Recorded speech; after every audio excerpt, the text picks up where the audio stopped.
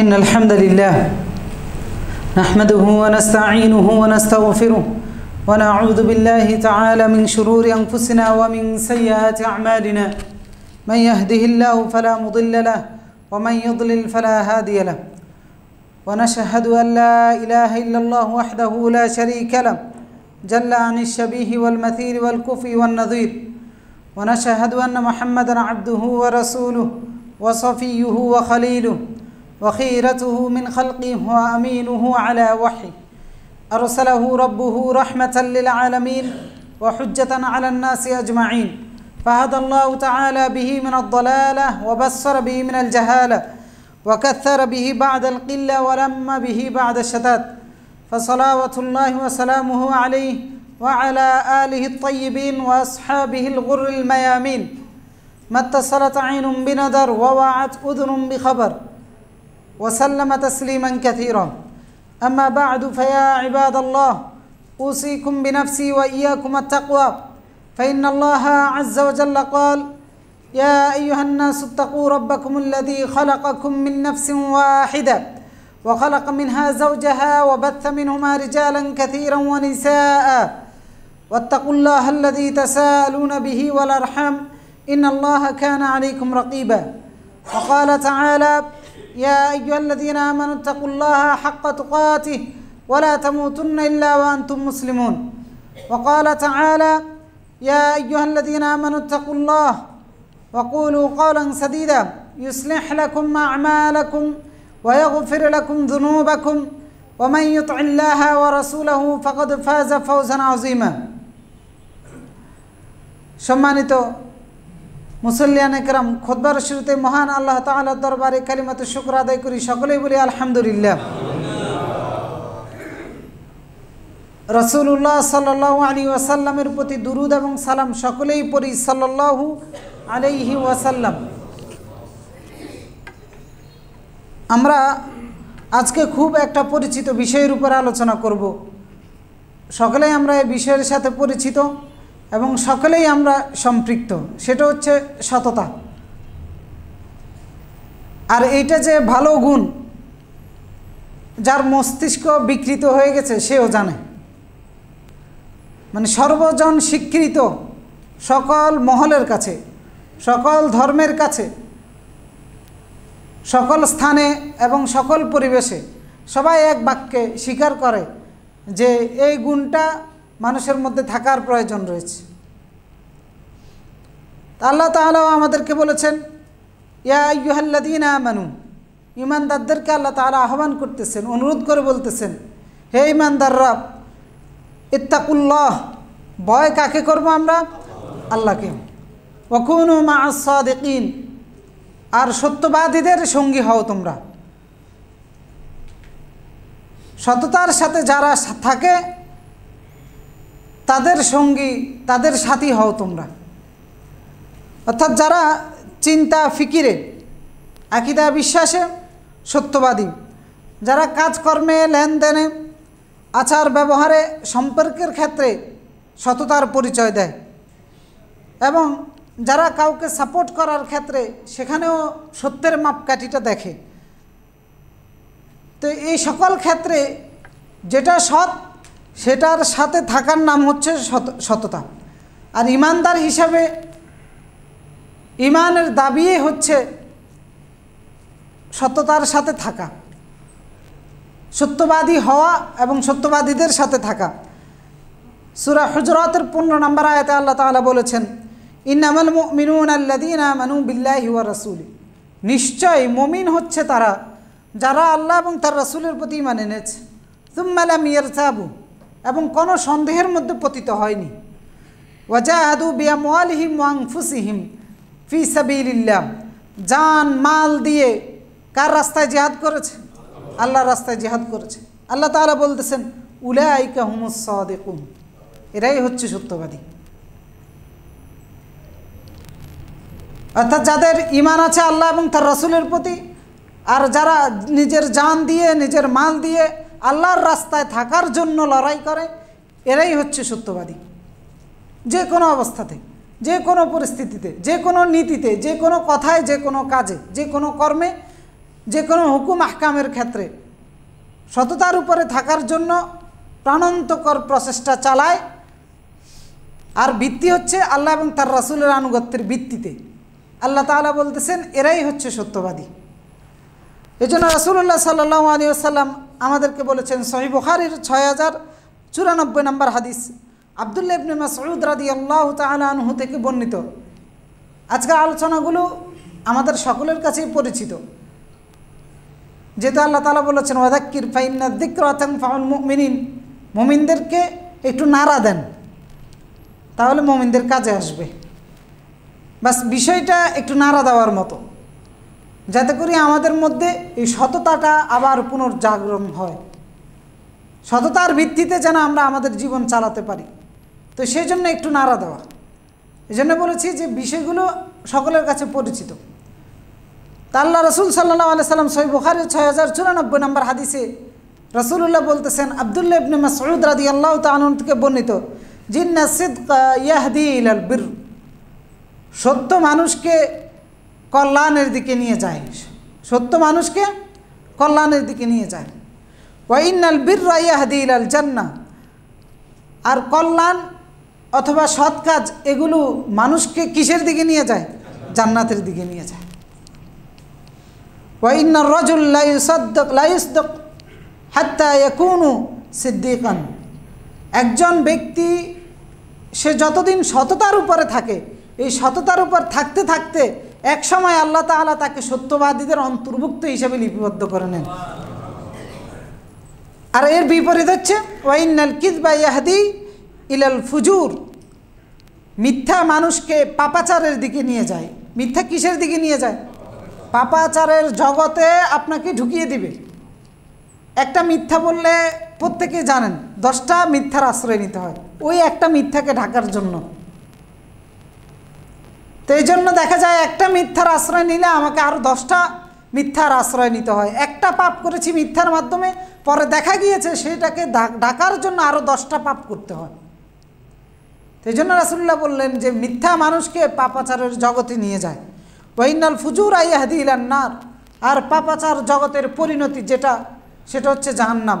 আর এই পাপাচার জগৎ থেকে মানুষ কোথায় যায়? জাহান্নামে চলে যায়।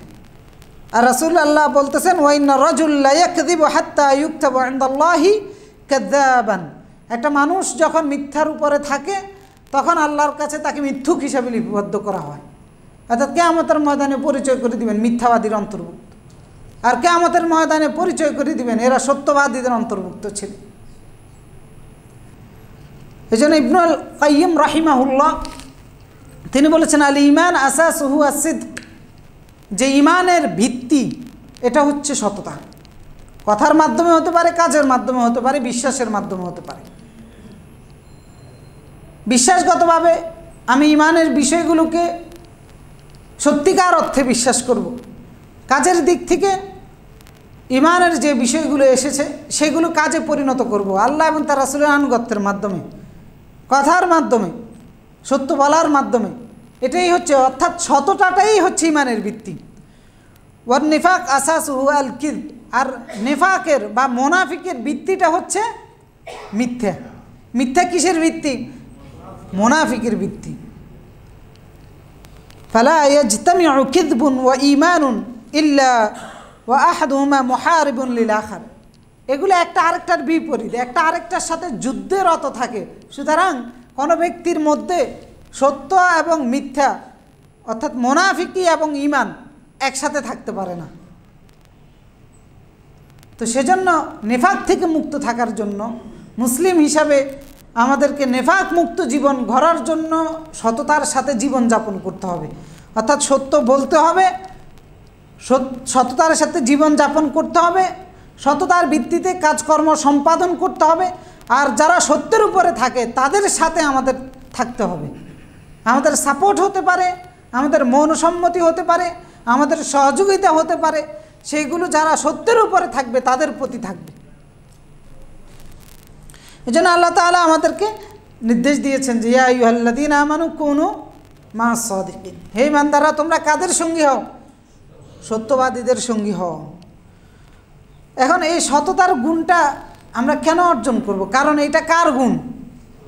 আল্লাহর গুণ। সততা কার গুণ? আল্লাহর গুণ। তো এই গুণে গুণান্বিত হওয়া মানে হচ্ছে আল্লাহর গুণ দিয়ে নিজকে গুণান্বিত করা, অর্থাৎ আল্লাহর রং দিয়ে নিজকে রাঙিয়ে নেওয়া, যেটা আল্লাহ তাআলা সূরা বাকারা 138 নম্বর আয়াতে বলেছেন সিবগাতাল্লাহ, যে আল্লাহর রং। ওমান আহসানু মিনাল্লাহি সিবগা, আল্লাহর রঙের চাইতে উত্তম রং আর কারটা হতে পারে? ওয়া নাহনু লাহু আবিদুন, হে সাহাবায়ে কেরাম তোমরা বলে দাও যে আমরা তারই দাসত্ব করি, অর্থাৎ আমরা আমাদেরকে রাঙিয়ে নিয়েছি আল্লাহর রং দিয়ে। তা আল্লাহর রঙের মধ্যে একটা রং হচ্ছে, আল্লাহর গুণের মধ্যে একটা গুণ হচ্ছে সততা। কারণ আল্লাহ তাআলা অসংখ্য জায়গায় কোরআনের মধ্যে বলেছেন, সূরা আলে ইমরানের 95 নম্বর আয়াতে বলেছেন কুল, অর্থাৎ হে রাসূল আপনি বলুন সাদাকাল্লাহ, সত্য বলেন কে? আল্লাহ। ওয়ামান আসদাক মিনাল্লাহি কিলা, জিজ্ঞেস করুন যে আল্লাহর চাইতে অতি সত্য কথা আর কে বলে? আল্লাহর চাইতে সত্যবাদী আর কে আছে? কেউ আছে? আল্লাহ তাআলা বলতেছেন ওয়ামান আসদাকু মিনাল্লাহি হাদিসা, সূরা নিসার মধ্যে, যে আল্লাহর চাইতে সত্য কথা আর কেউ বলে না। তো কাজেই সত্য যা কিছু আছে এগুলো সব বলেন কে? যা কিছু সত্য আছে সব এসেছে কার পক্ষ থেকে? তো সুতরাং সত্যের সাথে থাকা মানে হচ্ছে আল্লাহর সাথে থাকা, সত্যের সাথে থাকা মানে হচ্ছে আল্লাহর সাথে থাকা। সত্য দিয়ে নিজকে গুণান্বিত করা মানে হচ্ছে আল্লাহর গুণ দিয়ে নিজকে গুণান্বিত করা। এই জন্য আল্লাহ তাআলা সূরা কাফির 29 নম্বর আয়াতে বলেছেন কুলিল হক মির রাব্বিকুম, সত্য কার পক্ষ থেকে এসেছে? আল্লাহর পক্ষ থেকে এসেছে। রাসূল আপনি জানিয়ে দেন যে সত্য যা কিছু আছে সব কিছু এসেছে তোমাদের রবের পক্ষ থেকে। ফামান শা ফালিয়ুমিন ওয়া মান শা ফালিয়াকফুর, যার ইচ্ছা সে মেনে নিতে পারে আর যার ইচ্ছা সে অস্বীকার করতে পারে, মেনে নিতে আপত্তি জানাতে পারে। সেই ক্ষেত্রে আল্লাহ তাআলা স্বাধীনতা দিয়ে রেখেছেন। ফামান শা ফালিয়ুমিন ওয়া মান শা ফালিয়াকফুর, তা আল্লাহ কি ছেড়ে দিবেন? ইন্না আতাদনা লিয-যালিমিনা নারা, যারা মেনে নিবে না এরা জালেম, এদের জন্য আমি জাহান্নামের আগুন তৈরি করে রেখে দিয়েছি। সুতরাং তাদেরকে এখন স্বাধীন, চাইলে মেনে নিতেও পারে নাও নিতে পারে, তবে জেনে রাখুক যে আমি যারা মানবে না তাদের জন্য জাহান্নামের আগুন তৈরি করে রেখে দিয়েছি। আহাতা বিহিম সুরাদিকুহা, তাদেরকে পরিবেষ্টন করে আছে। ওয়াইয়াস্তাগীথু ইগাথু বিমাইন কালমুহলি ইয়াশবিল উজুহ, জাহান্নামের আগুনে জ্বলতে জ্বলতে যখন তীব্র পিপাসার কারণে বলবে পানি এনে দাও, তখন তাদেরকে গাদানি এনে দেওয়া হবে, রক্ত পুঁজ গলে যাওয়া এরকম গাদানিগুলো। ইয়াশবিল উজুহ, উত্তপ্ত গাদানি, যেটা চেহারার সামনে আনলেই চেহারা জ্বলসে যাবে। বিসা শারাব, আল্লাহ তাআলা বলতে কতই না নিকৃষ্ট পানীয় সেটা, পিপাসা মিটানোর জন্য ব্যবস্থা করা হবে। ওয়াসাত মুরতাফাকা, আর কতই না নিকৃষ্ট তাদের আশ্রয়স্থল। তো এটা অপরাধের এই শাস্তি হচ্ছে সত্য মেনে না নেওয়ার কারণে।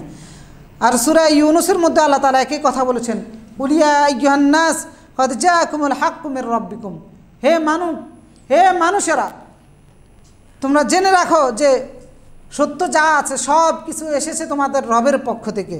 ফামান ইহতাদা ফাইন্নামা ইয়াহতাদি লিনাফসি, অতএব যে সে হেদায়েত, সে গাইডলাইন গ্রহণ করবে সে তার নিজের হেদায়েতের জন্য গ্রহণ করবে। ওয়ামান দাল্লা ফাইন্নামা ইয়াদুল্লু আলাইহা, আর যে সে চরম মহাসত্য থেকে পালায়ন করবে সে বিভ্রান্ত হবে। ওয়ামা আনা আলাইকুম বিওয়াকিল, হে রাসূল আপনি জানিয়ে দেন যে আমি তোমাদের উকিল নই, আমাকে তোমাদের উকিল করে পাঠানো হয় নাই। অর্থাৎ মানার ক্ষেত্রে স্বাধীনতা তোমাদেরকে দিয়ে দেওয়া হয়েছে। রাসূলকে আল্লাহ তাআলা পরে বলতে ওয়াত্তাবি মা ইউহা ইলাইক, আপনার কাছে যা ওহী করা হচ্ছে সেইটা আপনি অনুসরণ করতে থাকুন। ওয়াসবির হাত্তা ইয়াহকুম আল্লাহ, এবং আল্লাহর চূড়ান্ত ফয়সালা পর্যন্ত অপেক্ষা করুন, ধৈর্য ধারণ করুন। অর্থাৎ যারা মানে আর যারা মানে না উভয়ের ব্যাপারে আপনি আল্লাহর চূড়ান্ত ফয়সালার জন্য ধৈর্য ধারণ করুন, তখন তাদের পরিণতি দেখতে পাবেন। তো সুতরাং আল্লাহর পক্ষ থেকে সত্য এসেছে, আল্লাহর পক্ষ থেকে যা এসেছে সেইটা মেনে নেওয়ার নাম হচ্ছে সততার সাথে থাকা, সত্যের সাথে থাকা। আল্লাহর আনুগত্য করা, আল্লাহর আদেশ নিষেধ মেনে চলার নাম হচ্ছে সততা। কেউ যদি আল্লাহর পক্ষ থেকে আসা গাইডলাইন না মেনে স্বাভাবিক যেগুলো আমরা সৎকর্ম বলি সে কি আসলে সৎ? না, সে আসলে সৎ নয়। আল্লাহ তাআলা বলতেছেন, ফামান নাযলামু মিম্মান কাযাবা আলাল্লাহ ওয়া কাযাবা বিসিদকি ইয জাআ আলাইসা ফি জাহান্নাম মাসওয়াল লিল কাফিরিন। আমার কাছ থেকে মহাসত্য আসার পরেও যে সেটাকে অস্বীকার করতে পারে, আমার উপর মিথ্যা আরোপ যে করতে পারে, তার চাইতে বড় জালেম আর কেউ হতে পারে না। আলাইসা ফি জাহান্নাম মাসওয়াল লিল কাফিরিন, এই সমস্ত কাফেরদের জন্য, অস্বীকারকারীদের জন্য আমি জাহান্নাম তৈরি করে রেখে দিয়েছি। একজন কাফের অনেক সৎ ব্যক্তিও হতে পারে, কিন্তু আল্লাহ তাআলা তাকে বলেছেন যে সে মিথ্যুক, সে সৎ নয়। কারণ আল্লাহকে অস্বীকার করার জন্য, আল্লাহর পক্ষ থেকে আসা আদেশ নিষেধকে অমান্য বা অস্বীকার করার জন্য মিথ্যুক হওয়া ছাড়া অসম্ভব, নিজের সাথে প্রতারণা করা ছাড়া অসম্ভব। কিভাবে? একজন কাফের আল্লাহর কথা মানে না, আল্লাহকে বিশ্বাস করে না। যুক্তি কি? নানান রকমের যুক্তি দেখায়, এটার কারণে এটা হয়, ওটার কারণে ওইটা হয়। যখন বলি যে কি কারণে তুমি আল্লাহকে মানো না, তো তখন সে কারণ দেখায় যে এটার কারণে এটা হয়, ওটার কারণে এটা হয়। তো একজন কাফেরকে যদি আপনি জিজ্ঞেস করেন যে এই প্লেনটা কে চালায়, কে বানিয়েছে, তখন সে বলবে যে একজন স্রষ্টা, অমুক অমুক ইঞ্জিনিয়ার এটাকে বানিয়েছে। তো তাকে যখন জিজ্ঞেস করবেন তোমাকে সৃষ্টি করাটা কঠিন নাকি এই প্লেনটা তৈরি করা কঠিন, তখন কে কি উত্তর দিবে? যে মানুষ সৃষ্টি করা কঠিন। তো প্লেনের ক্ষেত্রে স্রষ্টাকে মানতেছ, তোমাকে সৃষ্টি করার ক্ষেত্রে তুমি স্রষ্টাকে মানো না, কত বড় মিথ্যুক তুমি। মানে একজন কাফের আল্লাহকে না মেনে সে যতই সৎ হোক অন্যান্য বিষয়গুলোর ক্ষেত্রে, সে আসলে সৎ নয়, সে সত্যকে মেনে নেয় না, হ্যাঁ সে মিথ্যুক। এই জন্য আল্লাহ তাআলা বালিল্লাযীনা কাফারু ফি তাকযীব, যারা কাফের এরা মিথ্যার মধ্যে নিমজ্জিত, কারণ এরা চরম সত্যগুলোকে অস্বীকার করে। অর্থাৎ আল্লাহকে অস্বীকার করার কোনো যুক্তি নেই মিথ্যার আশ্রয় নেওয়া ছাড়া, মিথ্যুক হওয়া ছাড়া। আল্লাহর বিধানকে অস্বীকার করার কোনো যুক্তি নেই মিথ্যুক হওয়া ছাড়া। যারা আল্লাহর বিধানগুলোকে অস্বীকার করে, অপ্রয়োজন মনে করে, আপনি তাদের কাছে যুক্তি খোঁজেন, বিভিন্ন নানান রকমের যুক্তি দেখাবে, কিন্তু সেগুলো কি সমাধান? আপনি যৌক্তিকভাবে সেগুলো সমাধান নয়, সমাধান নয়। তার প্রমাণ হচ্ছে চলমান অবস্থা, যেখানে আল্লাহর আইন নাই, যেখানে আল্লাহর হুকুম মানা হয় না, সেটাই হচ্ছে প্রমাণ যে মানুষ আল্লাহটা বাদ দিয়ে অন্যটাকে যে সঠিক বলতে চায়, সেই সঠিকটা তাদের দৃষ্টিতে অনুসরণ করার ফলেও সমাজ ঠিক না হওয়ার কারণে বোঝা যাচ্ছে যে আল্লাহটাই সঠিক। মনে করেন জেনা, ব্যভিচার, দর্শন কি বন্ধ হচ্ছে?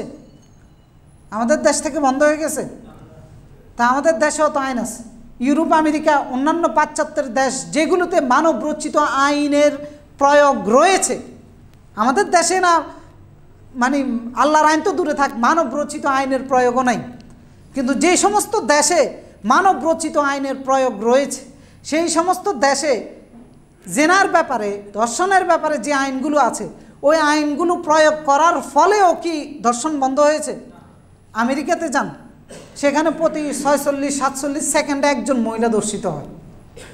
মানে এটা পরিসংখ্যান, প্রতি মিনিটে। আমরা এখানে কথা বলতেছি কত, আধা ঘন্টা হয়েছে, এই আধা ঘন্টাতে ওইখানে দেখা যায় যে 20 মিনিট হয়েছে, ওইখানে 30 জন মানুষ, 30 জন নারী ধর্ষিত হয়ে গেছে। তো ওদের ওইখানে তো আইন আছে, মানব রচিত আইনের প্রয়োগ আছে। তো তাহলে ধর্ষণ বন্ধ হয় না কেন? তার লাভটা তারা মেনে নিচ্ছে না, তারা তাদেরটাকে যুক্তিসঙ্গত মনে করতেছে। তো তাদেরটা যদি যুক্তিসঙ্গত হয়, তাদেরটা যদি সঠিক হয়, তাদেরটাই যদি সৎ হয়, তো তাহলে হত্যা, ধর্ষণ বন্ধ হয় না কেন? এই জন্য আল্লাহ তাআলা বলেছেন সমস্ত কাফেররা মিথ্যুক। কারণ আল্লাহর বিধানকে অস্বীকার করতে হলে, আল্লাহর আইনকে অস্বীকার করতে হলে মিথ্যার আশ্রয় নিতে হবে। এটা উদাহরণস্বরূপ একটা জিনিস দিয়ে বললাম। এভাবে প্রত্যেকটা ক্ষেত্রে আপনি আল্লাহর পক্ষ থেকে আসা বিষয়গুলোকে এড়িয়ে চলবেন, পরিহার করবেন। আপনি সৎ নয়, বাহ্যিক দৃষ্টিকোণ থেকে মানুষ আপনারা যতই সৎ মনে করুক না, সৎ নয়, আপনি মিথ্যুক। এই জন্য রাসূলুল্লাহ সাল্লাল্লাহু আলাইহি ওয়াসাল্লাম বলেছেন, অহংকার হচ্ছে সেইটা বাতারুল হক ওয়া গামতুন নাস, যে সত্যকে অস্বীকার করে, সত্যের সাথে অহংকারই করে আর মানুষের মধ্যে বড়াই করে, সেটাই হচ্ছে অহংকার। তো এরা অহংকারী, এরা মিথ্যুক, যার কারণে আল্লাহর পক্ষ থেকে আসা চরম সত্যগুলোকে এরা মেনে নিতে পারে না। এই জন্য আল্লাহ তাআলা বলছে ওমান আযলামু মিম্মান কাযাবা, তার চাইতে বড় আর কোনো জালেম নেই।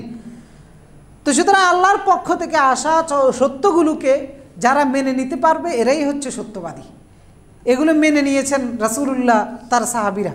আবু বকর রাদিয়াল্লাহু তাআলা আনহু, আল্লাহর পক্ষ থেকে যা আসছে কোনো যুক্তিতে মনে হয় না যে না এটা যুক্তি, কোনোটাই মনে হতো না যুক্তি, কিন্তু এসেছে কার পক্ষ থেকে? সরাসরি মেনে নিয়েছে, বিনা বাধায়, বিনা তর্কে, বিনা সন্দেহে, বিনা যুক্তিতে, অন্ধভাবে আল্লাহর পক্ষ থেকে আসছে, বাস শেষ।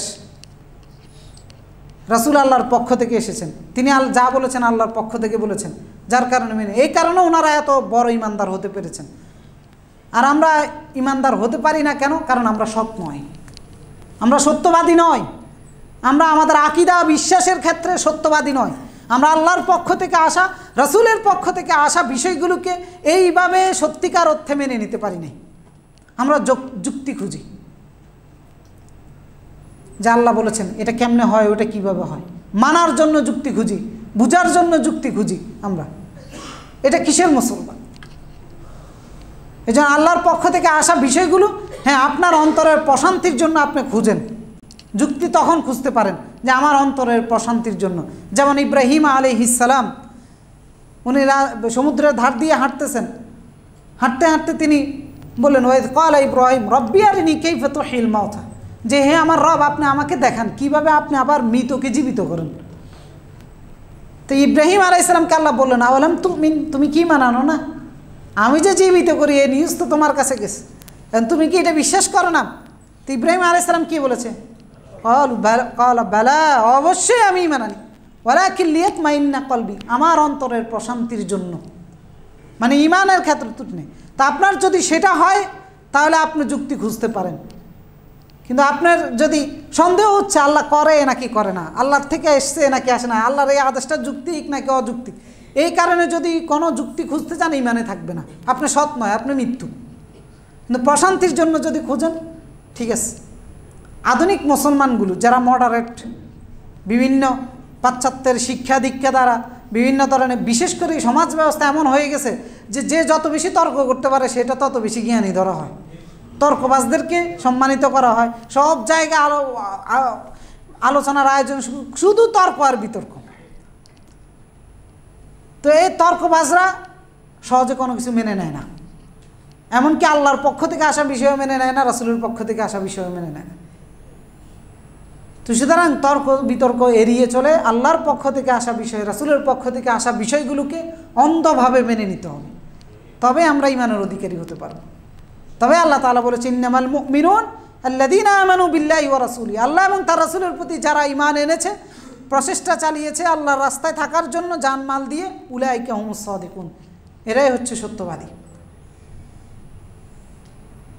কোরআন থেকে কেউ বলেছে, কোরআন থেকে আপনাকে কোনো নির্দেশনা দেওয়া হয়েছে, সেখানে কোনো অবজেকশন থাকবে না, কোনো ধরনের অপশান খোঁজা যাবে না।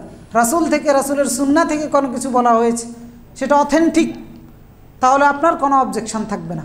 হ্যাঁ, অবজেকশন আসতে পারে, সেটা আপনার প্রশান্তির জন্য, আপনি যুক্তিকতা খুঁজতে পারেন, সেক্ষেত্রে সেটা প্রশান্তির জন্য। যেমন রাসূলুল্লাহ সাল্লাল্লাহু আলাইহি ওয়াসাল্লাম যতগুলো আমল তিনি করেছেন সবগুলো যুক্তিসম্মত কিনা? হ্যাঁ, যুক্তিসম্মত, কিন্তু সেটা আপনার প্রশান্তির জন্য আপনি খুঁজতে পারেন। কিন্তু প্রশান্তি, কিন্তু ঈমানের দুর্বলতা হিসাবে যদি আপনি সন্দেহের জন্য যদি খুঁজতে যান তাহলে ঈমান থাকবে না, সন্দেহ দূর করার জন্য যদি খুঁজতে যান ঈমান থাকবে না। আল্লাহ রাব্বুল আলামিন যে নির্দেশনাগুলো দিয়েছে, মনে করেন যে রাসূল সাল্লাল্লাহু আলাইহি ওয়াসাল্লাম আমাদেরকে তিনি বলেছেন ডান কাত হয়ে শোয়ার জন্য, এক্সাম্পল স্বরূপ। তো এখন আপনি যদি, যে রাসূল কেন এই পরামর্শটা দিয়েছেন, এটার যুক্তি কি? আপনি রাসূল যেহেতু বলেছে এটাই সত্য, এটাই সঠিক, মেনে নিয়ে নেবেন। এবারে যুক্তিটা আপনি খুঁজেন, মেডিকেল ডাক্তারদের কাছে যান, যখন তাদের কাছ থেকেও আপনি প্রমাণটা পাবেন তখন আপনার মনের মধ্যে প্রশান্তি আসবে। কিন্তু আগে তাদের ব্যাখ্যা না পাওয়ার আগ পর্যন্ত যদি সন্দেহের মধ্যে থাকেন, ঈমান শেষ। এইভাবে আল্লাহ এবং তার রাসূলের পক্ষ থেকে আসা প্রতিটা আদেশ, প্রতিটা নিষেধের ক্ষেত্রে যুক্তিকতা থাকতেও পারে, নাও থাকতে পারে। আধুনিক বিজ্ঞানের ব্যাখ্যা, আধুনিক শিক্ষার ব্যাখ্যা থাকতেও পারে, নাও থাকতে পারে। কারণ আল্লাহ এবং তার রাসূল যে দৌড়, ওনাদের জ্ঞানের যে দৌড়, যে সীমানায়, যেই প্রান্তরে গিয়ে থেমেছে, আমাদের জ্ঞান কি সেই প্রান্তরে পৌঁছেছে? সেই দিগন্ত থেকে আমাদের জ্ঞান গিয়েছে, তা আমাদের জ্ঞান তো সেখানে যায় নাই। সুতরাং আমরা আমাদের জ্ঞান দিয়ে সেইগুলোকে বিচার বিশ্লেষণ করে সঠিক সত্য প্রমাণ করার যোগ্যতা আমাদের এখনও হয় নাই। কিছু কিছু ক্ষেত্রে হয়েছে, আবার কিছু কিছু ক্ষেত্রে হয় নাই। তো দুর্বলতাটা আমাদের, দুর্বলতা কোরআন এবং সুন্নাহর মধ্যে নয়, দুর্বলতা আল্লাহ এবং তার রাসূলের পক্ষ থেকে যা এসেছে সেগুলোর মধ্যে নয়। দুর্বলতা হচ্ছে আমাদের জ্ঞানের মধ্যে, আমাদের যোগ্যতার মধ্যে, আমাদের সামর্থ্যের মধ্যে। সুতরাং আপনার যোগ্যতার কারণে, আপনার সামর্থ্যের অযোগ্যতা, দুর্বলতার কারণে আল্লাহর পক্ষ থেকে আসা বিষয়গুলোর উপরে আপনি সন্দেহ করলে আপনার ঈমান থাকবে না, কারণ আপনি সৎ নয়, আপনার সত্যবাদী নয়, আপনার ঈমানের ভিত্তিতে, আপনার বিশ্বাসের ভিত্তিতে সত্যবাদী নয়। তা আল্লাহ এবং তার রাসূলের পক্ষ থেকে আসার বিষয়গুলোর ক্ষেত্রে এখন অনেক আধুনিক পণ্ডিতেরা যুক্তি খোঁজে, বিশেষ করে আলে কোরআন নামক যে ফিতনা আছে এই সম্প্রদায়টা। এরপরে আধুনিক মহাপণ্ডিত যারা হয়ে যায় বিভিন্ন বিষয়ের উপর পড়াশোনা করে আর কি, যে দিনই লাইনে না, জেনারেল লাইনে, ওই সমস্ত ব্যক্তিরা যখন কোরআন হাদিস বলা হয় তখন বলে যে না, এটা তো কোনো যুক্তিতে আসে না, এটা কেমনে ঠিক হয়। এই জাতীয় কথাবার্তা উক্তিগুলো করে কোরআন হাদিসের বিষয়গুলোকে অগ্রাহ্য করে, ওইগুলোকে তারা পরিত্যক্ত হিসেবে ঘোষণা করে, ওইগুলো থেকে তারা মুখ ফিরিয়ে নেয়। তো এটার মাধ্যমে সে কি সৎ নাকি অসৎ হিসাবে প্রমাণিত হয়? অসৎ হিসাবে প্রমাণিত হয়। তো সুতরাং নিজকে ইমানদার এবং সততার সাথে রাখতে হলে আল্লাহ এবং তার রাসূলের পক্ষ থেকে যা এসেছে যুক্তির ঊর্ধ্বে থেকে সেগুলোকে আমাদেরকে মেনে নিতে হবে। কারণ আল্লাহ এক কথাই বলে দিয়েছেন, ওমান আসদাকু মিনাল্লাহি কিলা, আল্লাহর চাইতে সত্য আর কেউ বলে না। ওমান আসদাকু মিনাল্লাহি হাদিসা, আল্লাহর চাইতে সত্য কথা কেউ বলে না। উলিল হাক্কু মির রাব্বিকুম ফামান শাআ ফালিউমিন, সত্য যা সব কিছু কার পক্ষ থেকে এসেছে? আল্লাহর পক্ষ থেকে যা এসেছে সব সত্য। সুতরাং মেনে নেওয়ার ক্ষেত্রে কোনো ধরনের আপত্তি করা যাবে না। এরপর আসেন, নবী এবং রাসূলদের বৈশিষ্ট্য ছিল তারা সৎ ছিলেন, তারা সত্য বলতেন, সত্য প্রচার করতেন এবং তারা সততার সাথে, সত্যের সাথে জীবনযাপন করতেন। মানুষকে সত্যের দিকে আহ্বান করেছেন, মানুষকে সততার উপরে জীবনযাপন করার জন্য উদ্বুদ্ধ করেছেন এবং নিজেরাও সত্যবাদী যারা ছিল তাদের অন্তর্ভুক্ত ছিলেন। আল্লাহ তাআলা তার সাথে পাশাপাশি একাধিক জায়গায় রাসূলদের কথা বলেছেন, সাদাকাল্লাহু ওয়া রাসূলুহু, আল্লাহ সত্য বলেছেন, আর সত্য কারা বলেছে? রাসূলগণ সত্য বলেছে। মানে আল্লাহর গুণ দিয়ে আল্লাহ তাআলা রাসূলদেরকেও গুণান্বিত করেছেন। হাদা মা ওয়াদার রহমান ওয়া সাদাকাল মুরসালুন, সূরা ইয়াসিনের মধ্যে বলেছেন যে এটা তো রহমানের ওয়াদা, ওয়া সাদাকাল মুরসালুন, সমস্ত রাসূলগণ সত্যবাদী ছিলেন, সত্য বলেছিলেন। সুতরাং রাসূলদের কথাগুলো মেনে নেওয়ার ক্ষেত্রেও আপনাকে অন্ধভাবে মেনে নিতে হবে। সন্দেহ, সংশয়, যুক্তি এগুলোর ঊর্ধ্বে রেখে যদি মুমিন থাকতে হয়। আল্লাহ কাফেরদেরকে বলে না ইয়া আইয়ুহাল্লাযীনা আমানু, আল্লাহ কি কাফেররা সম্বোধন করছে না মুমিনদেরকে সম্বোধন করছে? মুমিনদেরকে সম্বোধন করছে। কাফেররা অনুরোধ করে না যে তুই সত্যবাদীদের অন্তর্ভুক্ত হও, মুমিনদেরকে বলেছে সত্যবাদীদের অন্তর্ভুক্ত হও। আপনি যখন নিজকে মুমিন দাবি করবেন তখন অন্ধভাবে রাসূলের কথা, আল্লাহর কথা মেনে নিতে হবে, সেখানে যুক্তি খোঁজা যাবে না, নাহলে ইমানদার থাকতে পারবেন না। হ্যাঁ, প্রশান্তির জন্য খোঁজেন, কোনো সমস্যা নেই, আরেকজনকে বোঝানোর জন্য খোঁজেন, কোনো সমস্যা নেই, কৌশলগত কারণে অমুসলিমদের সাথে তর্ক বিতর্কে যাওয়ার জন্য সেই কারণে খোঁজেন, কোনো সমস্যা নেই, কিন্তু নিজের সন্দেহ সংশয়ের জন্য খুঁজলে ইমানে থাকবে না। সুতরাং নবী এবং রাসূলগণ সত্য ছিলেন, নবী এবং রাসূলদের গুণ আল্লাহ তাআলা উল্লেখ করেছেন, তারা সত্য ছিলেন এবং তারা সত্যের জন্য আল্লাহর কাছে প্রার্থনা করেছেন। যেমন ইব্রাহিম আলাইহিস সালাম আল্লাহর কাছে দোয়া করেছেন, রব্বি হাবলি হুকমা ওয়ালহিকনি বিস-সালিহিন, হে আল্লাহ আপনি আমাকে হিকমা দান করুন এবং আমাকে সৎকর্মশীলদের অন্তর্ভুক্ত করে দেন। কে করেছেন এই দোয়া? ইব্রাহিম আলাইহিস। এই হিকমা মানে হচ্ছে আমাকে সত্য দান করুন। এরপরে দিয়ে বলতে ওয়াজআলনি লিসানা সিদকিন ফিল আখিরিন, আমার জবানকে সত্য জবান বানান, এমন জবান যেন হয় যেটা পরবর্তীদের জন্য দৃষ্টান্ত স্বরূপ হয়ে যায়। মানে আমি এমন সৎকর্মশীল, এমন সত্য কথা যেন বলি যার দৃষ্টান্ত যেন পরবর্তীরা দেয়। আমরা দিচ্ছি কিনা ইব্রাহিম আলাইহিস সালামের সততার দৃষ্টান্ত? দোয়া করেছে। এইভাবে ইসলামের যত বড় বড় মনীষী ছিলেন আল্লাহ তাআলা এদেরকে স্মরণীয় বরণীয় করে আমাদের কাছে কেন রেখেছেন? কারণ তারা সৎ ছিলেন।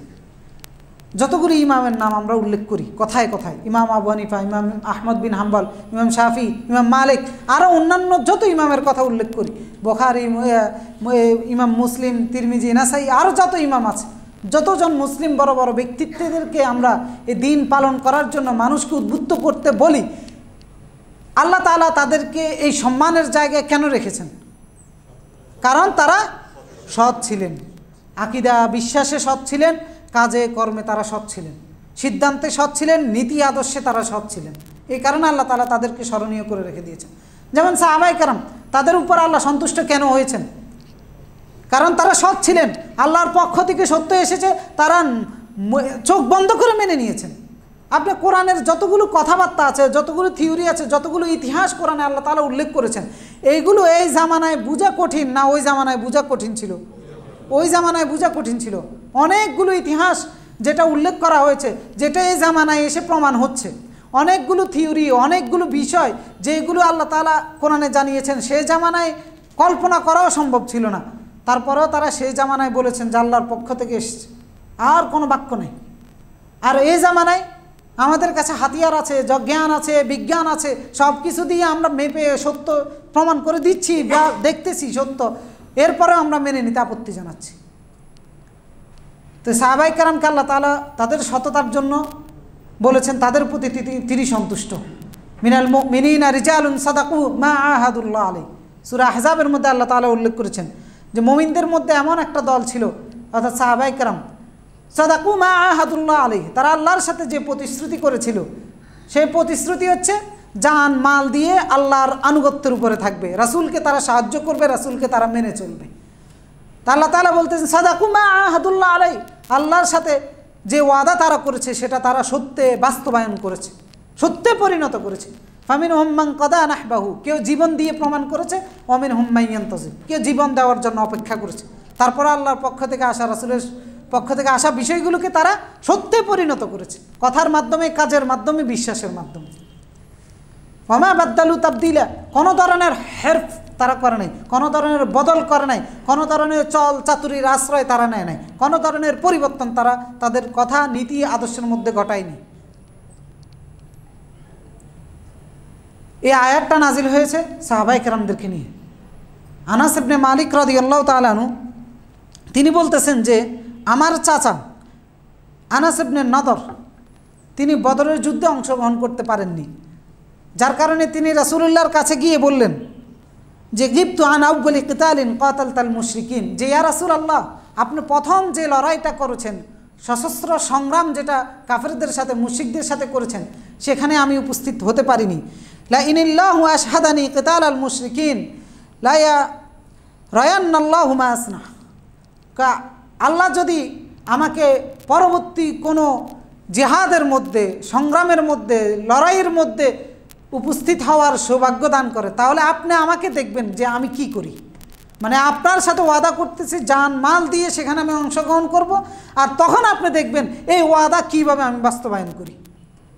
কে বলেছেন এই কথা? আনাস ইবনে নদর রাদিয়াল্লাহু তাআলা। উহুদের যুদ্ধ যখন আসলো, মুসলমানরা যখন ওই উহুদের যুদ্ধে একটা সময় পরাজিত হয়ে পলায়ন করে চলে যাচ্ছেন, আনাস ইবনে নদর রাদিয়াল্লাহু তাআলা আল্লাহ রাসূলকে ওয়াদা দিয়েছেন, জান মাল দিয়ে আমি লড়াই করব। মুসলমানরা উহুদের যুদ্ধে একটা পর্যায়ে কুণ্ঠাসিত হয়ে পলায়ন করেছেন, পিছনের দিকে চলে গেছেন। আনাস ইবনে নদর সামনের দিকে ছুটে গিয়েছেন।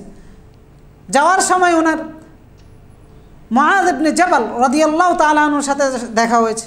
তখন তিনি মুআয ইবনে জাবালকে বলতেছে, না সাদ ইবনে মুআযের সাথে, সাদ ইবনে মুআযকে বলতেছে যে ইয়া মুআয, আল জান্নাহ ওয়া রাব্বুন নদর ইন্নী আজিদু রিহাহা মিন দুনি উহুদ, কে হে মুআয, হে সাদ ইবনে মুআয, উহুদের প্রান্তর থেকে আমি জান্নাতের ঘ্রাণ পাচ্ছি, আমার রবের কসম, উহুদের প্রান্তর থেকে আমার কাছে জান্নাতের ঘ্রাণ আছে। তিনি ছুটে যাচ্ছেন সেই দিকে। এরপর সাদ বলতেছেন ফামাস্তাতাতু ইয়া রাসূলুল্লাহ মা সানা, আল্লাহ রাসূলকে সাদ ইবনে মুআয বলতেছে যে ইয়া রাসূলুল্লাহ, তিনি যা করেছেন সেটা আমরা করতে পারিনি। আনাস ইবনে মালিক রাদিয়াল্লাহু তাআলা বলতেছেন ফাওয়াজাদনা বিহি বিদআন ওয়া 80 দরবাতান বিসাইফ আও তানাআতান বিরুমহিন আও রামিয়াতান বিসাহমিন, আমরা পরবর্তীতে আমার চাচাকে খুঁজে পেয়েছি, কিন্তু তার শরীরের মধ্যে আমরা দেখতে পেলাম তরবারি, বল্লম, তীরের 80টারও অধিক আঘাত তার শরীরের মধ্যে। এরপরে বলতেছেন ওয়াজাদনাহু ক্বাদ কুতিলা, আমরা তাকে শহীদ হিসাবে পেয়েছি, অর্থাৎ ওনাকে হত্যা করে ফেলা হয়েছে। ওয়াকাদ মাসসালা বিহাল মুশরিকুন, মুশরিকরা তার দেহকে বিকৃত করে ফেলেছে, কেটে ফেলেছে। ফামা আরাফাহু আহাদুন ইল্লা উখতাহু বিবানানি, কেউ তাকে চিনতে পারে নাই, শুধুমাত্র এতটা টুকরো টুকরো করে ফেলেছে। শুধুমাত্র তার বোন, এই যে আঙ্গুলের যে মাথা, এই মাথাগুলোর কারণে তার বোন শনাক্ত করতে পেরেছে যে ইনি হচ্ছেন আনাস ইবনে নাদর। তখন আল্লাহ তাআলা এই আয়াত নাজিল করেছেন যে সাহাবায়ে কেরামের মধ্যে এমন একদল মানুষ ছিলেন যারা জীবন দিয়ে আল্লাহ এবং তার রাসূলের সাথে করা ওয়াদা সত্যে পরিণত করেছেন। তো সত্যের উপর তারা এইভাবে ছিলেন, সততার সাথে তারা এইভাবে ছিলেন, কারণ আল্লাহ এবং তার রাসূলের কাছ থেকে যা এসেছে সেগুলোর জন্য তারা আল্লাহ এবং তার রাসূলের সাথে ওয়াদাবদ্ধ হয়েছেন। সেগুলো তারা জীবন দিয়ে, জান দিয়ে, মাল দিয়ে আল্লাহ এবং তার রাসূলের আনুগত্য করে যাবেন। এটাই হচ্ছে সবচেয়ে বড় সততা। যারা আমরা যারা ইমানদার দাবি করি নিজেকে, আমরা কি আল্লাহর সাথে প্রতিশ্রুতিবদ্ধ কিনা আল্লাহ এবং তার রাসূলের আনুগত্য করার জন্য? তো সেই প্রতিশ্রুতি যদি আমরা আমাদের জান দিয়ে, মাল দিয়ে রাখতে পারি, তাহলে আমরা সৎ। এটাই হচ্ছে সবচেয়ে বড় সততা, আল্লাহ এবং তার রাসূলের আনুগত্য করতে পারা, নিজের জীবন দিয়ে, নিজের জান দিয়ে, নিজের মাল দিয়ে। আর সামান্য একটা ব্যবসার জন্য তো প্রতারণা করে বসে থাকেন। আল্লাহ এবং তার রাসূলের নির্দেশনা কি? প্রতারণা করা, আমানতের খেয়ানত করা, চুরি করা, ঘুষ খাওয়া, সুদ খাওয়া, লুটপাট করা, মানুষের উপর অত্যাচার করা, এগুলো আল্লাহ এবং তার রাসূলের আদেশ, এগুলো নিষেধ ছিল, কিন্তু এগুলো তো রক্ষা করতে পারেন না। তো নিজের জান দিয়ে, মাল দিয়ে কীভাবে আল্লাহ এবং তার রাসূলের আনুগত্য করবেন? তার মানে আমরা সৎ নই, আমরা অসৎ, আমরা আমাদের ইমানের দাবিতে অসৎ। কারণ আল্লাহ এবং তার রাসূলের আনুগত্য আমরা সততার ভিত্তিতে করতে পারি না। এক তো হচ্ছে বিশ্বাসগত দিক থেকে আল্লাহ এবং তার রাসূলের বিষয়গুলোকে আমরা সন্দেহ করতেছি, দ্বিতীয়ত হচ্ছে কাজের দিক থেকে। তো কাজের দিক থেকে আল্লাহ এবং তার রাসূলের পক্ষ থেকে যে আদেশগুলো আমাদের জন্য আছে, সেইগুলো রক্ষা করার জন্য নিজের জীবন দিতে হলেও নিজের জীবনের চাইতে আর কোনো কিছু কি মূল্যবান আছে কারো কাছে? কারো কাছে নাই। তো সেখানে দেখা যায় যে আপনি ৫,০০০ টাকার জন্য আপনি আপনার ইমানকে বিক্রি করে দিচ্ছেন। তা আপনি কি সৎ? আপনাকে আমানতের খেয়ানত করতেছেন, আপনি ব্যবসা করতে গিয়ে প্রতারণা করতেছেন, ওয়াদা রক্ষা করতেছেন না, আপনি দুর্নীতি করতেছেন, ঘুষ খাচ্ছেন, মানুষকে ঠকাচ্ছেন, আপনি অত্যাচার জুলুম করতেছেন, মানুষের অধিকার লুণ্ঠন করতেছেন, মানুষের উপর কি কয় জুলুম অবিচার করে যাচ্ছেন, দখলদারিত্ব করতেছেন। তো এইগুলো কি সৎ ব্যক্তির কাজ? অসৎ ব্যক্তির কাজ এগুলো। তো এই অসততার মাধ্যমেই শুধুমাত্র যে আপনি অসৎ ব্যক্তি হিসেবে পরিচয় পাচ্ছেন বিষয়টা এমন নয়, বরং আপনার যে ঈমান নাই সেটাও প্রমাণিত হচ্ছে। আপনি যে ঈমানের দাবিতে আল্লাহ এবং তার রাসূলের আনুগত্য করেন না, এটাও প্রমাণিত হয়। তো সুতরাং আমাদেরকে সৎ হতে হবে আকীদা বিশ্বাসে, আমাদেরকে সৎ হতে হবে কাজকর্মের মাধ্যমে। আর সেই সততার মানদণ্ড হচ্ছে আল্লাহ এবং তার রাসূল। আল্লাহর পক্ষ থেকে যা এসেছে, রাসূলের পক্ষ থেকে যা এসেছে, সেইগুলো মেনে নেওয়ার মাধ্যমে। সুতরাং আল্লাহ তাআলা বলেছেন তোমরা সত্যবাদীদের সাথে থাকো। তো সবচেয়ে সত্যবাদী কে? আল্লাহ। তা আল্লাহর সাথে থাকবো আমরা। তো কীভাবে থাকবো? আল্লাহর আদেশ নিষেধ পালন করার মাধ্যমে। রাসূল ছিলেন সবচেয়ে সত্যবাদী, রাসূলের সাথে থাকবো আমরা কিভাবে? রাসূলের আদেশ নিষেধ পালন করার মাধ্যমে। সাহাবায়ে কেরামরা ছিলেন সত্যবাদী, তাদের সাথে থাকবো আমরা কিভাবে? তাদের নীতি আদর্শ, তাদের কর্মপন্থা অনুসরণ করার মাধ্যমে, তাদের মতো জীবনযাপন করার মাধ্যমে, তাদের মতো করে নিজের জীবনকে সাজানোর মাধ্যমে। এটাই হচ্ছে সততা, এটাই হচ্ছে মুমিনের সততা।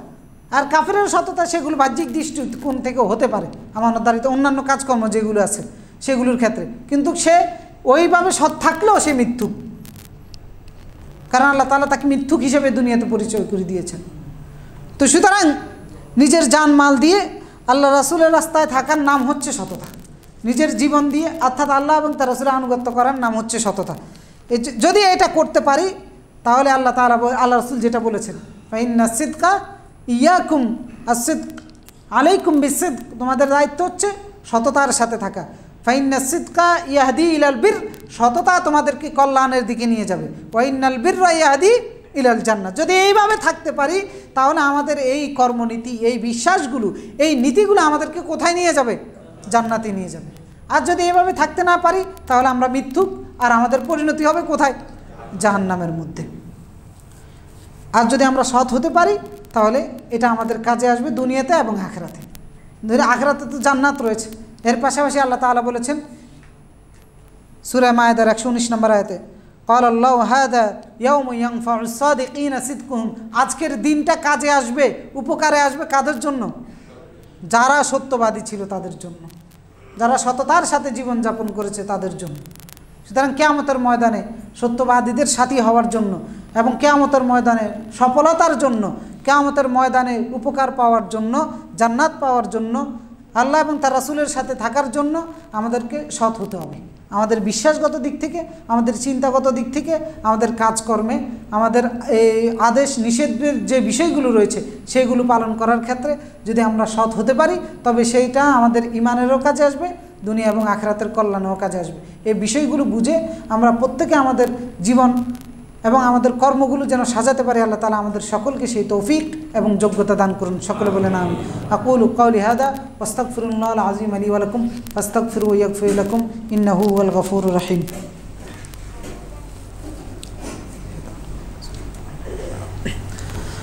আলহামদুলিল্লাহি আলা ইহসানিহি ওয়া শুকরু লাহু আলা তাওফীকিহি ওয়া ইমতিনানিহি ওয়া আশহাদু আল লা ইলাহা ইল্লাল্লাহ ওয়াহদাহু লা শারীকা লাহু তা'যীমান লিশানিহি وأشهد أن محمدا عبده ورسوله الداعي إلى رضوانه صلى الله وسلم عليه وعلى آله وصحبه ومن سار على نهجه واستنى بسنته إلى يوم الدين। সম্মানিত উপস্থিতি, আমরা আলোচনা করতেছিলাম যে আমাদেরকে সৎ হতে হবে, সত্যবাদী হতে হবে, সত্যবাদীদের সাথে থাকতে হবে, সততার সাথে আমাদেরকে জীবনযাপন করতে হবে। তো সেই ক্ষেত্রে আমরা আলোচনা করার চেষ্টা করেছি যে সততা বলতে কি বোঝায়, সততার উপকারিতাগুলো বিষয়। এবং এখন আগামী জুমায় ইনশাআল্লাহ আমরা আরও বিস্তারিত আলোচনা করব কিভাবে আমরা সততার গুণগুলো অর্জন করতে পারি, সত্যের সাথে আমরা কিভাবে থাকতে পারি, সত্য কিভাবে বলতে পারি, বা আমাদের বাস্তবিক অর্থে আমরা কি সত্যের সাথে আছি নাকি মিথ্যার একটা জগতের মধ্যে আমরা হাবুডুবু খাচ্ছি, এই বিষয়গুলো আমরা আগামী জুমায় আলোচনা করব। তা আজকে যে আলোচনাটা করেছি এই বিষয়টাতে আমরা দেখানোর চেষ্টা করেছি যে একজন মুমিন হিসাবে, মুসলিম হিসাবে আমাদেরকে সৎ হওয়ার প্রয়োজনীয়তাটা, বা মুমিন হিসাবে, মুসলিম হিসাবে কিভাবে আমরা সৎ হতে পারি এই বিষয়টাই আমরা দেখানোর চেষ্টা করেছি। এরপরে যেহেতু আমাদের ঈমান হচ্ছে আমাদের সম্পদ এবং আমাদের কর্মগুলোই হচ্ছে আমাদের দায়বদ্ধতার জায়গা, সুতরাং আমাদের ঈমান এবং আমাদের কর্ম এই দুইটা জিনিসকে সত্যের মানদণ্ডের ভিত্তিতে দাঁড় করাতে হবে। তো ঈমানটা আমাদের বিশ্বাসগত বিষয় আর আমলগুলো আমাদের কর্মের বিষয়, সেটা কথার মাধ্যমে হয় এবং কাজের মাধ্যমে হয়। তো ঈমানের যে মৌলিক বিষয়টা রয়েছে সেটা আল্লাহ এবং তার রাসূলের পক্ষ থেকে এসেছে। তা আল্লাহ এবং তার রাসূলের পক্ষ থেকে আসা বিষয়গুলোকে বিশ্বাসগত দিক থেকে সন্দেহ মুক্ত এবং সংশয়ের ঊর্ধ্বে রেখে মেনে নিতে হবে। তো এটার নাম হচ্ছে ঈমান। ঈমানের যে তিনটা পর্যায় রয়েছে, একটা হচ্ছে মৌখিক স্বীকৃতি, আরেকটা হচ্ছে অন্তরের বিশ্বাস, আরেকটা কাজে পরিণত করা। তো মৌখিক স্বীকৃতি সেটা আপনি আল্লাহ এবং তার রাসূলকে মানেন বলতেছেন, সেটার মাধ্যমে হচ্ছে। অন্তরের যে বিশ্বাস আছে সেই বিশ্বাসের জায়গার মধ্যে আপনাকে সন্দেহ সংশয়ের ঊর্ধ্বে থাকতে হবে আল্লাহ এবং তার রাসূলের পক্ষ থেকে যে বক্তব্য, যে নীতিমালাগুলো আছে। আর তৃতীয় যেটা কর্মে বাস্তবায়ন করা, আল্লাহর আদেশ, রাসূলের আদেশ, আল্লাহর নিষেধ, রাসূলের নিষেধগুলো বাস্তবায়ন করার মাধ্যমে, বাস্তবায়ন করা এই শব্দটাকে আরবিতে আরেকটা যে শব্দ ইউজ করা হয় সেটাকেও বলা হয় তাকে সাদাকা, মানে বাস্তবায়ন করা, মানে সত্যে পরিণত করা। তা আল্লাহ এবং তার রাসূলের আদেশ নিষেধগুলোকে বাস্তবায়ন করার নামও হচ্ছে সত্যে পরিণত করা বা সততার সাথে থাকা। সুতরাং বিশ্বাসগত দিক থেকে আল্লাহর পক্ষ থেকে আসা বিষয়গুলো বিশ্বাস করব, আর কর্মের দিক থেকে সৎ হওয়ার জন্য আল্লাহ এবং তার রাসূলের পক্ষ থেকে আসা বিষয়গুলোকে, আদেশ নিষেধ বিষয়গুলোকে আমরা বাস্তবায়ন করার মাধ্যমে আমরা প্রমাণ দিব যে আমরা হচ্ছি সৎ। তাহলে আল্লাহ রাসূল সাল্লাল্লাহু আলাইহি ওয়াসাল্লাম যেটা বলেছেন যে হ্যাঁ, তোমাদের জন্য রয়েছে জান্নাত, তোমাদের জন্য রয়েছে কল্যাণ, এই উপকারিতাগুলো আমরা প্রাপ্ত হব। তা আল্লাহ তাআলা আমাদের সকলকে এরকম ঈমানদার হওয়ার তৌফিক দান করুন। দান বাক্সগুলো আছে উপরে, একটু দান বাক্সগুলো চালিয়ে দেন। এখন এই যে সৎ যদি আমরা থাকতে পারি, এটার দুনিয়াবি অনেক উপকারিতা রয়েছে। দুনিয়াবি প্রথম উপকারিতা তো যে হাদিসটা আমরা উল্লেখ করেছি সহিহ বুখারীর 6094 নম্বর হাদিস, যা আপনাকে কল্যাণের পথে রাখবে আপনি যদি সৎ হতে পারেন। মানে সততা আপনাকে কল্যাণের পথে রাখবে। আপনার দুনিয়াবি কল্যাণ হতে পারে, আখিরাতের কল্যাণও হতে পারে। কোনো ধরনের অকল্যাণের রাস্তায় আপনাকে যেতে দিবে না যদি আপনি সৎ থাকেন। হ্যাঁ, বাহ্যিক দৃষ্টিকোণ থেকে হয়তো বলতে পারেন যে সৎ থাকার কারণে সে তো বঞ্চিত হচ্ছে, সে তো ওই জায়গায় ক্ষতিগ্রস্ত হচ্ছে, এটার থেকে বঞ্চিত হচ্ছে, পদমর্যাদা থেকে বঞ্চিত হচ্ছে, প্রমোশন হচ্ছে না, ডিমোশন হচ্ছে, এই জাতীয় বিষয়গুলো আছে। কিন্তু দিন শেষে এটা সাময়িক, ক্ষণস্থায়ী। দিন শেষে যিনি সৎ থাকেন সফলতাটা হয় ওনার, দিন শেষে যিনি সৎ থাকেন সম্মানটা যায় ওনার বাগে, দিন শেষে জয়টা হয় ওনার যিনি সৎ থাকেন, যিনি সত্যের পক্ষে লড়াই করেন, যিনি সত্যের উপরে থাকেন তার। অর্থাৎ চূড়ান্ত সফলতাটা আসে যিনি সৎ থাকেন ওনার, সাময়িকভাবে নাও হতে পারে। এর বাস্তবিক প্রমাণগুলো এই 2-1 বছরেই আপনারাই পেয়েছে। এই যে আমাদের সমসাময়িক বিষয়গুলো, ঘটনাগুলোই প্রমাণ করে যে দিন শেষে সফলতা চোরের নয়, বাটপারের নয়, মিথ্যুকের নয়, প্রতারকের নয়, জালেমের নয়, সৎ হচ্ছে যারা সৎ ছিল তাদের, যারা সত্যের উপর অবিচল ছিল, অটল ছিল, দৃঢ় ছিল, দিন শেষে সফলতা, সম্মান, ক্ষমতা সব কিছু তাদের ভাগ্যে যায়। সুতরাং দুনিয়াবি ফায়দা হচ্ছে যদি সত্যের উপরে থাকতে পারি তাহলে আমি কল্যাণের উপরে থাকতে পারবো, মান সম্মানের দিক থেকে হোক, যে কোনো অ্যাঙ্গেল থেকে হোক কল্যাণের উপর আমি থাকতে পারবো। 2 নাম্বার হচ্ছে সৎভাবে যদি জীবনযাপন করতে পারেন তাহলে আপনার জীবনে বারাকা আসবে, আল্লাহর পক্ষ থেকে বারাকা আসবে। সে বারাকা দিবেন কে? আল্লাহ তাআলা, কারণ সৎ থাকার কারণে। যেহেতু রাসূলুল্লাহ সাল্লাল্লাহু আলাইহি সাল্লাম বলেছেন, আমরা আগামী সপ্তাহে এগুলো আলোচনা করব যে কীভাবে এগুলো হয়। যদি সৎভাবে ব্যবসা করে বারাকা আছে, অসৎভাবে ব্যবসা করলে বারাকা নষ্ট হয়ে যায়, ধ্বংস হয়ে যায়। এরপরে আপনি যদি সৎ থাকতে পারেন আপনার জীবনে প্রশান্তি আসবে, হতাশা দূর হবে, আপনার জীবনে দুশ্চিন্তাগুলো দূর হবে, সন্দেহ সংশয়গুলো দূর হবে যদি সৎভাবে জীবনযাপন করতে পারেন। কারণ আপনি তো কোনো অন্যায় করেন নাই। চোরের মন পুলিশ পুলিশ, যত অশান্তি আছে সব অশান্তি কার? যে অসৎ তার। পতিত সরকার প্রধান চলে গেছে, সারাদিন মনের মধ্যে পুলিশ পুলিশ ছিল কিনা, এই যে যারা হত্যা করছি তে মনে হয় আসতেছে, তে মনে হয় আমার ধরতেছে, তে মনে হয় নাড়া দিছে, যার কারণে আরেকজনে বলেছিল যে বিল্ডিং পর্যন্ত নাড়িয়েছে নাকি বিপক্ষ ব্যক্তিরা। ওই যে মহিউদ্দিন খান আলমগীর, খেয়াল আছে কিনা আপনাদের? হ্যাঁ, এটা কারণ কি? কারণ অসৎ, যার কারণে ওই অসততা তাকে পিছন থেকে তাড়াচ্ছে, অশান্তির মধ্যে তাকে রেখে দিয়েছে। আপনি আজকে একটা মিথ্যা বলে দেখেন না আপনার কি পেরেশানিটা হয়। একটা মিথ্যা আপনি আজকে বলে দেখেন, সারাদিন পেরেশানির মধ্যে থাকতে হবে। আপনি আজকে মনে করেন এক জায়গায় গেছেন, স্ত্রীর কাছে লুকিয়ে রাখছেন, বলছেন যে না আমি অফিসে গেছেন পরে কক্সবাজারে ঘুরার জন্য, ওইখানে কি আপনি শান্তিমতো ঘুরতে পারবেন? সারাক্ষণ মনের মধ্যে পুলিশ পুলিশ করবে যে কি না হয়, কেমনে জানি খবর ঘরে চলে যায়। কারণ অসততা আপনার মধ্যে পেরেশানিতে ভরপুর করবে। যদি আপনি সৎ থাকেন আপনার মনের প্রশান্তি আসবে। এই জন্য রাসূলুল্লাহ সাল্লাল্লাহু আলাইহি সাল্লাম বলেছেন ফাইন্না সিদকা তুমানিনা, মানে সত্য আপনাকে প্রশান্তির ব্যবস্থা করে দিবে। এরপরে বালা মুসিবত যত কিছু আছে সব কিছু সততার সাথে থাকলে সেটা দূর হয়ে যাবে। আমরা যেটা বললাম, সে যে বালা মুসিবত সততার উপরে থাকার কারণে আসে এগুলো ক্ষণস্থায়ী, এগুলো চূড়ান্ত নয়। চূড়ান্তভাবে সফলতা সৎ ব্যক্তিদেরই আসে। আপনারা দেখেন যে সমস্ত অফিসাররা মনে করেন যারা চাকরিজীবী ছিল, এরকম সব ক্ষেত্রেই হতে পারে, উদাহরণস্বরূপ বলতেছি, চাকরিজীবী ছিল, চাকরিজীবী থাকাকালীন সময় অসৎ ব্যক্তি ছিল, এদেরকে পরবর্তী লাইফে কেউ কি সম্মান করে নাকি নাম ধরলেই অসম্মানের সাথে বলে? নাম ধরলেই অসম্মানের সাথে বলে। আর যে ব্যক্তি সম্মানের সাথে সততার সাথে তার চাকরি জীবনটা কাটিয়েছে তারে তো সম্মান করে, তার সন্তানদেরকেও সম্মান করে মানুষ। অমুক ব্যক্তির সন্তান যিনি সারা জীবন চাকরি করেছেন, কিছুই করতে পারেন নাই সততার কারণে। তো এই সম্মানটা কোত্থেকে এসছে? এই সফলতাটা কোত্থেকে এসছে? সততার কারণে এসছে। এমনকি আপনার পরবর্তী প্রজন্মও সম্মান পায় আপনার সততার কারণে। আপনার পরবর্তী প্রজন্ম সতের উপরে থাকার জন্য, সততার সাথে থাকার জন্য সাহস পায় আপনি যদি সৎ থাকেন। অনেক সন্তানদেরকে দেখবেন তারা সত্যের উপরে থাকার জন্য কোনো আপোষ করে না, বললে বলে যে আমার বাপ আমাকে এই সততা শিখিয়েছেন, আমার দাদা আমাকে এই সততা শিখিয়েছেন, পারিবারিকভাবে আমরা এই সততা শিখতে পেরেছি। সুতরাং সততার উপরে থাকলে আপনি সম্মানিত, আপনার 14 গোষ্ঠী সম্মানিত, আপনার বংশমর্যাদা লাগবে না, আপনার সততাই আপনার বংশমর্যাদা দাঁড় করিয়ে দিবে।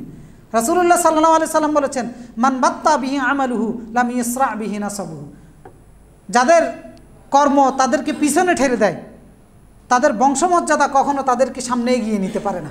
আমরা বংশমর্যাদা খুঁজি, আমার বংশ তো দাঁড়াবে আমার কর্মের ভিত্তিতে। সুতরাং আমি যদি আমার কর্মকে সততার উপর দাঁড় করাতে পারি তাহলে আমার কর্মই আমার বংশ একসময় অহংকার করবে, গর্ব করবে আমার বংশ নিয়ে। সুতরাং আমাদেরকে সৎ ব্যক্তি হতে হবে। এইভাবে যদি সৎ ব্যক্তি যদি হতে পারি দুনিয়াবি এই ফায়দাগুলো আমাদের জন্য রয়েছে। সুতরাং আমরা আমাদের কাজকর্মে কীভাবে সততা দেখাতে পারি ইনশাআল্লাহ আগামী সপ্তাহে আমরা আলোচনা করব। আজকে যে আলোচনা করেছি এই আলোচনার ভিত্তিতে সততার বিষয়টা যে আমাদের জন্য প্রয়োজন, এর গুরুত্ব প্রয়োজনীয়তাটা যেন আমরা উপলব্ধি করতে পারি, এই জন্য আজকে বিষয়গুলো আলোচনা করেছি। আমরা আমাদের জীবনটাকে যেন সততার উপরে, সত্যের উপরে সাজাতে পারি। আল্লাহ তাআলা আমাদের সকলকে সেই তৌফিক এবং যোগ্যতা দান করুন। যে আলোচনা করেছি এই আলোচনার ভিত্তিতে যেন আমি সহ আমরা সকলে আমল করতে পারি। আল্লাহ তাআলা আমাদের সকলকে তৌফিক দান করুন। আল্লাহ